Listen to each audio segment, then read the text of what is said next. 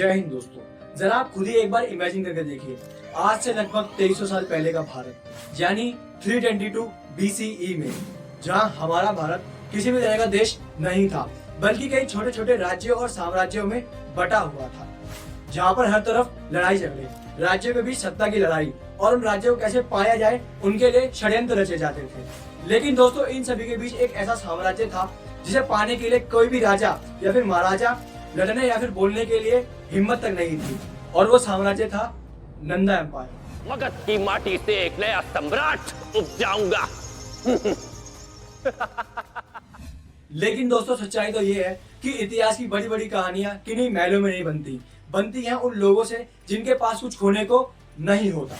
और इन्हीं मजबूत इरादों में पला एक साधारण युवक और उसका असाधारण गुरु, जिनके पास ना ही कोई विशाल सेना थी, ना ही किसी राजा की तरह भरपूर मात्रा में पैसा, और ना ही साथ ही में कोई राजपाट था।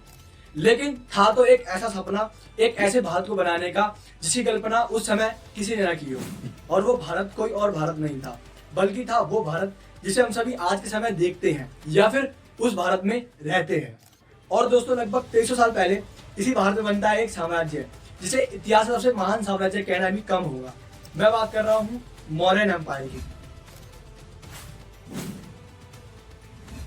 आइए समझते हैं आज के इस वीडियो में इतिहास के सबसे महान साम्राज्य की स्थापना की, या फिर मैं कहूँ भारत के जन्म। मैं विष्णुगुप्त चाणक्य तब तक अपनी शिखा नहीं बांधूंगा जब तक नंदों का समूल नाश न कर दूं।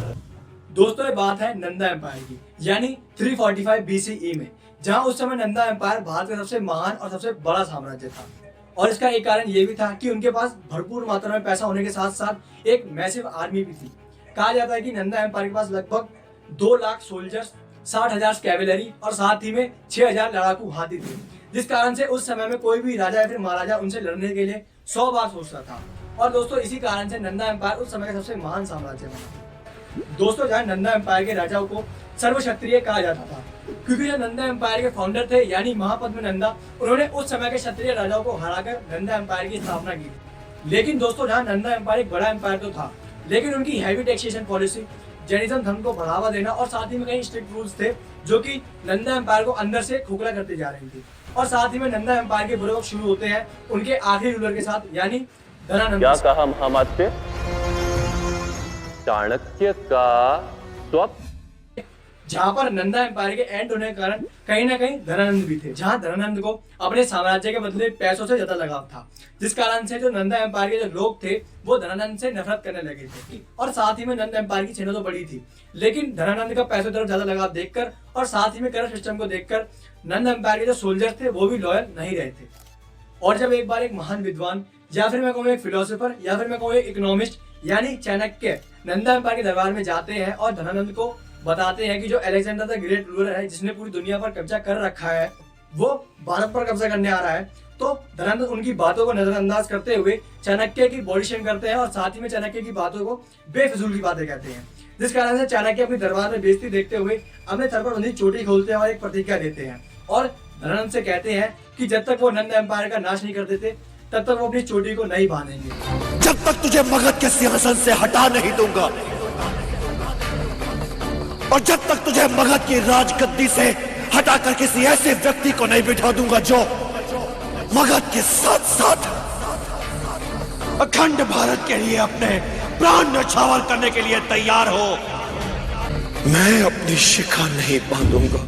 और फिर धनानंद से अपने अपमान का बदला लेने के लिए और साथ ही में अखंड भारत के निर्माण के लिए चाणक्य एक ऐसे योद्धा को ढूंढ रहे थे जो कि धनानंद और साथ ही में उसके नंदा एम्पायर को खत्म कर सके।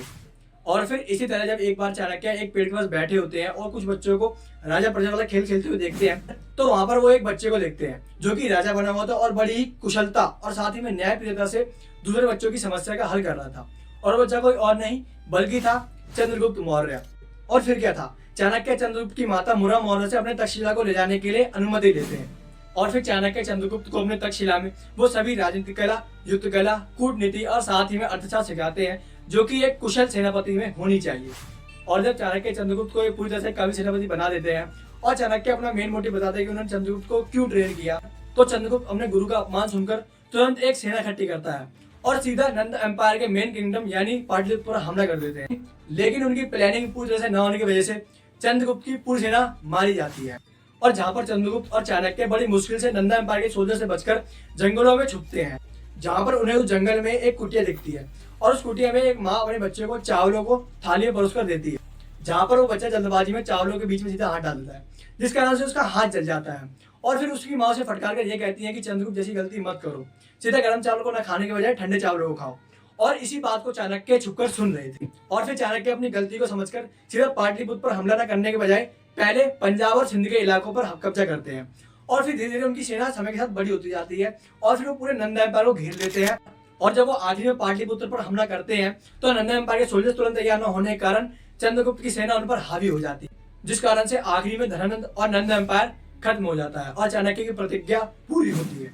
और फिर शुरुआत होती है एक नए एम्पायर की, यानी मौर्यन एम्पायर की, जहाँ पर इस मौर्यन एम्पायर में चाणक्य को नया प्रधानमंत्री बनाया जाता है और साथ ही में इस मौर्यन एम्पायर में प्रॉपर जुडिशियल भी इम्प्लीमेंट किया जाता है, यानी सिविल सर्वेंट्स होते हैं, स्ट्रिक्ट जुडिशियल सिस्टम होता है, अपराधियों के लिए एक सख्त कानून बनाया जाता है। और साथ ही में उस समय मौर्यन एम्पायर में सबसे ज्यादा इकोनॉमिक ग्रोथ और साथ ही में इंफ्रास्ट्रक्चर ग्रोथ भी देखने को मिलती है। दोस्तों, जहाँ मौर्यन एम्पायर में सबसे बड़ी रिवोल्यूशन चेंजेस देखने को मिलती है, जो कि होती है रीजनल एंड कल्चरल इम्पैक्ट और साथ ही में आर्किटेक्चर में बदलाव। यानी जो पहले नंदा एम्पायर में जैनिज्म धर्म को पहले ज्यादा बढ़ावा दिया जाता था, वहीं पर बुद्धिज्म धर्म को ज्यादा बढ़ावा दिया जाता है। और साथ ही में जो पहले नंदा एम्पायर में वुडन आर्किटेक्चर करी जाती थी, उसको हटाकर स्टोन आर्किटेक्चर करने लगे थे। और साथ ही में दोस्तों मौर्यन एम्पायर ने अपने समय में फॉरेन रिलेशन बहुत पक्के कर रखे थे। और दोस्तों मौर्यन एम्पायर के इन्हीं कारणों की वजह से ये एम्पायर भारत का सबसे महान साम्राज्य बना, या फिर मैं कहूँ इसी एम्पायर ने भारत को बनाया।